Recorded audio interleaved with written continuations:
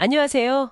이번 딥다이브는 여러분이 보내주신 자료를 바탕으로 미국 법인의 분배금 세금 문제 이걸 좀 깊게 파헤쳐 보려고 합니다. 네, 안녕하세요. 특히 그 자본의 환급이냐 아니면 자본에 대한 수익이냐 이 차이가 세금에 어떻게 영향을 주는지 네. 그 구분이 정말 중요하죠.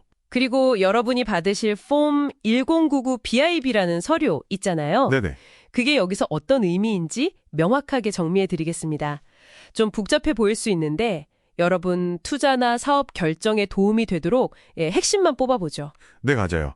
이 구분이 중요한 게 결국 받은 돈이 투자 원금을 그냥 돌려받는 거냐, 비과세냐. 그렇죠. 아니면 이게 이익이라서 세금을 내야 하는 거냐, 과세냐. 이걸 가르는 기준이니까요.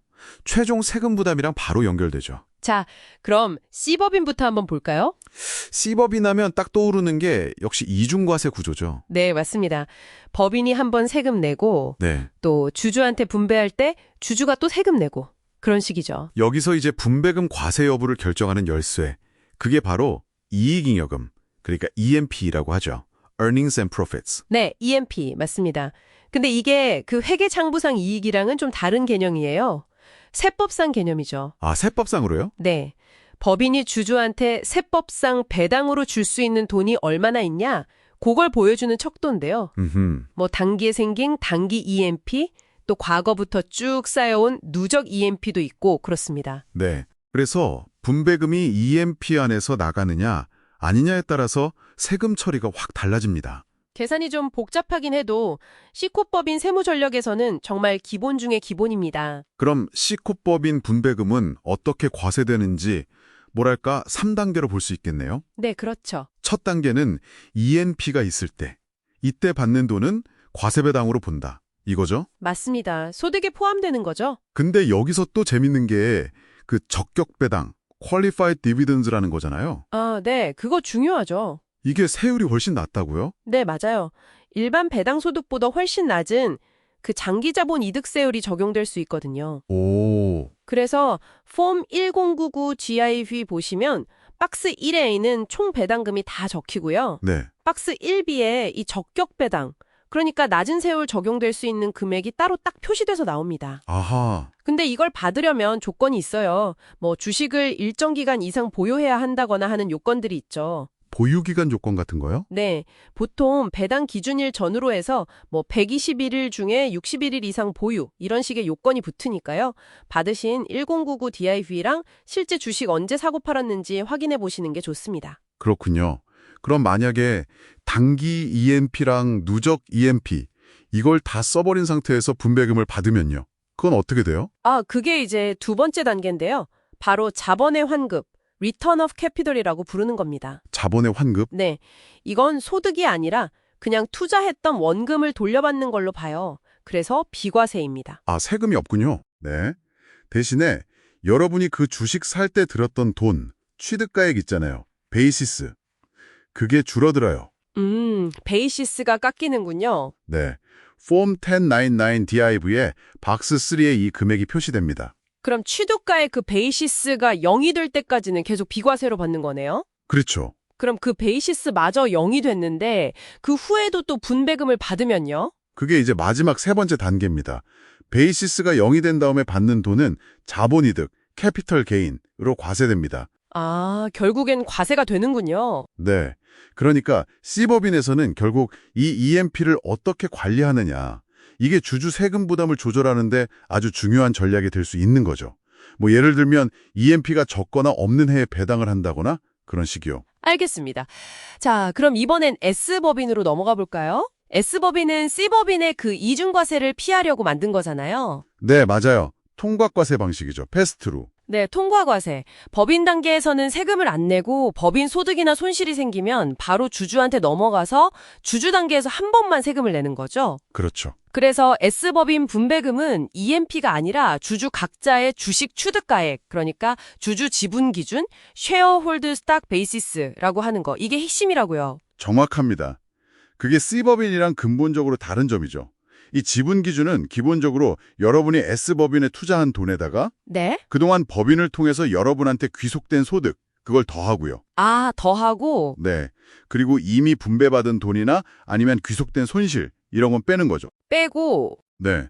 그래서 매년 이게 바뀌는데 이걸 추적하고 관리할 책임이 법인이 아니라 바로 여러분, 주주한테 있다는 거. 이걸 정말 중요합니다. 꼭 기억하셔야 돼요. 와, 법인이 아니라 주주 본인이 직접 챙겨야 된다는 거네요. 네.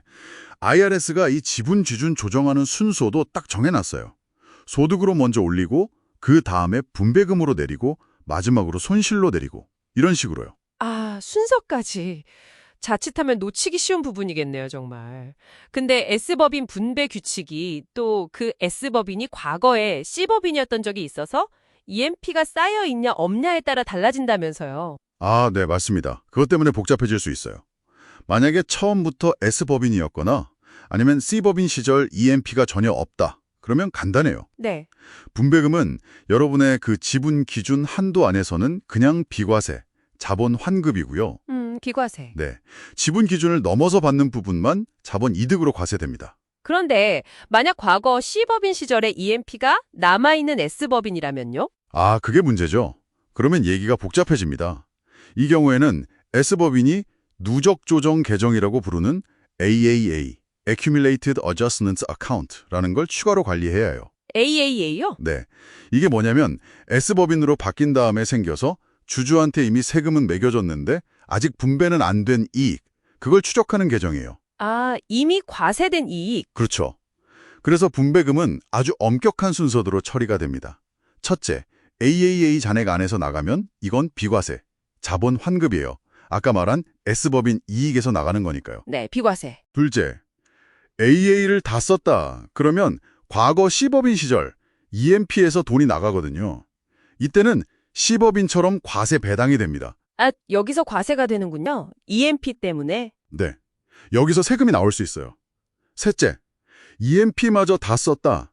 그러면 이제 남아있는 주주 지분 기준 안에서 다시 돈이 나가는데 이건 또 비과세 자본 환급이고요. 다시 비과세. 네, 마지막으로 지분 기준마저 0이 된 다음에 받는 돈은 자본 이득으로 과세됩니다. 순서가 복잡하죠. 와, 진짜 복잡하네요. 그러니까 과거 C법인 EMP가 남아있으면 S법인인데도 불구하고 예상치 못하게 과세 배당이 나올 수 있다. 이 말씀이시군요. 그렇습니다.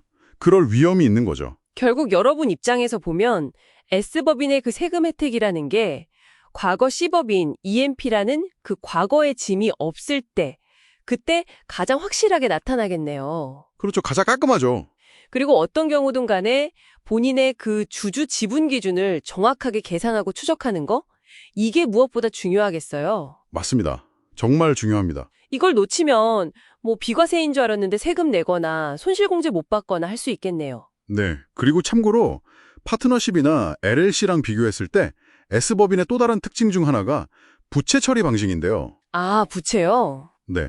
파트너십 같은 경우는 파트너가 파트너십 부채 중에서 자기 몫만큼을 자기 지분 기준, 그 아웃사이드 베이시스에 더할 수가 있어요. 오. 그래서 초반에 손실이 많이 나도 공제받는데 좀 유리할 수 있거든요. 근데 S법인 주주는 법인 빚에 대해서 내가 개인적으로 보증을 섰다고 해도 자기 주식 지분 기준을 높일 수가 없어요. 아, 보증을 서도 안 되는군요. 네, 안 됩니다. 그래서 뭐 부동산 투자 같이 부채를 많이 쓰는 사업에서는 이 차이가 아주 중요하게 작용할 수 있습니다. 그렇군요. 자, 그럼 오늘 다룬 내용을 여러분이 받으실 그 폼 1099 DIV랑 다시 연결해서 한번 정리해 볼게요. 네, 핵심 항목만 보면 박스 1A랑 1B, 여기는 과세 대상이 될 수 있는 배당금이 찍히는 거죠. 네, 그렇죠. C법인의 ENP에서 나온 돈이나 아까 말씀하신 ENP 있는 S법인의 그 ENP에서 나온 돈. 맞습니다.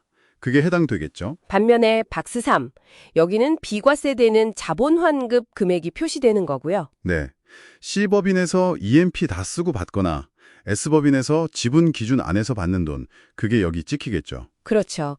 이 숫자들의 의미를 제대로 아는 게 정확한 세금 신고의 진짜 첫걸음이겠네요. 네, 그렇습니다. 오늘 C법인과 S법인 분대금 세무 처리 정말 깊이 있게 파고들었습니다. 핵심은 C법인은 EMP, 네, S법인은 주주 지분 기준. 이게 분배금 과세 여부를 결정하고 폼 1099 DIV가 그 결과를 보여주는 중요한 서류라는 거. 네, 맞습니다. 요약하자면 딱 그거죠. 자, 마지막으로 여러분께 질문 하나 던지면서 마무리할까 하는데요. 네. 오늘 저희가 다룬 이런 기본적인 C법인, S법인 외에 혹시 여러분의 특정 상황에 맞는 더 복잡한 구조는 없을지, 아니면 연방세법 말고 각 주 스테이트마다 또 다른 세법 규정들이 있을 텐데 이런 것들이 여러분의 분배 전략에 혹시 어떤 추가적인 영향을 미칠 수 있을까요?